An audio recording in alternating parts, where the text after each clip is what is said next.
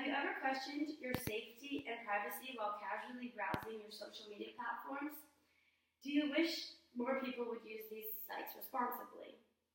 According to Superintendent Lisa Gonzalez, social media has great potential for communication and learning when students know how to use these sites responsibly.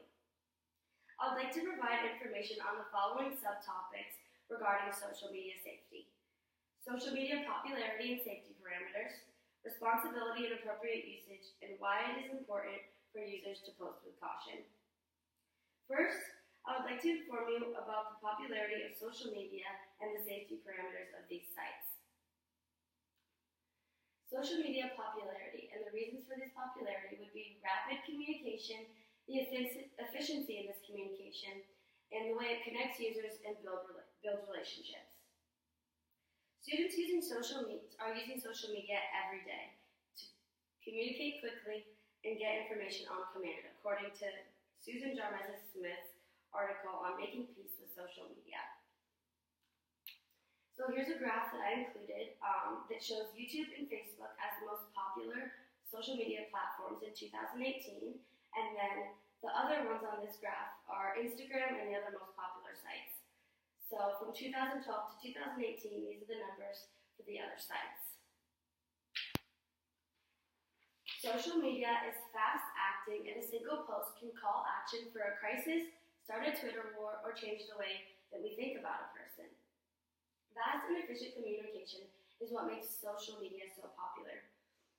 It is also an efficient means for communication, and as Smith states in her article, social media is how students and parents are connecting and building social relationships.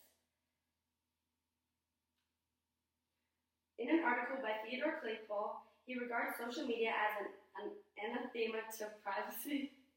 In fact, as Claypool suggests, just as social media may bring a community together, it may also destroy their privacy. Social media sites are using users' data to make sales. Laws are being enacted for stricter privacy policies, and data and posts are permanent. And I just included that graphic to show this lock and key about Instagram and Facebook and the most popular sites there. These sites profit from the information that escapes from its users and their data that is shared. They use this data to make sales. The good news is, recently there have been more laws put into place to protect the data of its users. Many of these social media sites now have stricter privacy policies. Next, I will inform you of the appropriate and responsible social media usage. According to Judy Bronner and Dennis Lewis's article for Principal Leadership, it is the responsibility of parents and educators to teach and enforce appropriate social media usage. So this slide is about the responsible usage, and parents and educators can teach this skill. And THINK is an acronym for to help people know how to use this social media responsibly. So T stands for, is it true? Is it helpful? Is H. Is it inspiring? Is it necessary? And is it kind? We also need to utilize our social media literacy skills, and the proper social media etiquette is essential to use these sites responsibly.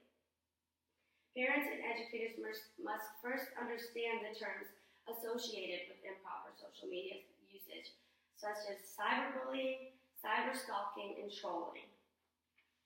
An informed parent or educator must remind students to use kind words and use this social media only for good. For adults and young users, it is a social responsibility to understand the appropriate usage of these sites. Gonzalez shares in his article, according to a 2014 Pew Research Center study, 3 in 5 responding students reported being harassed on a social media platform. This high number of social media harassment shows the lack of appropriate usage that is so common today. It is essential to avoid this misuse of social media by having an intentional talk with young users. Having social media literacy skills will make for a more appropriate usage of these platforms. Finally, why is it important to exercise caution when using social media? According to Theodore Claypool, who is co-chair of his firm's social and cybersecurity team, Too much public information can and will present obstacles when circumstances change and a spouse sues for divorce or a rival is seeking an edge for promotion. Claypool speaks in his article about the permanency of these posts that are shared and explains that companies may look at these public sites before they hire you. I myself have been a social media user for years, and I've seen firsthand that it's essential to use the privacy settings that are provided by these sites for safer usage. The repercussions that may follow from posts can last long term, and it's very important to think before you post. In conclusion, social media continues to grow as an effective means of communication and relationship building for its users.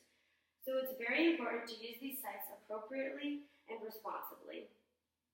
Understanding that social media posts may be permanent and can be used against you is important in responsible social media usage.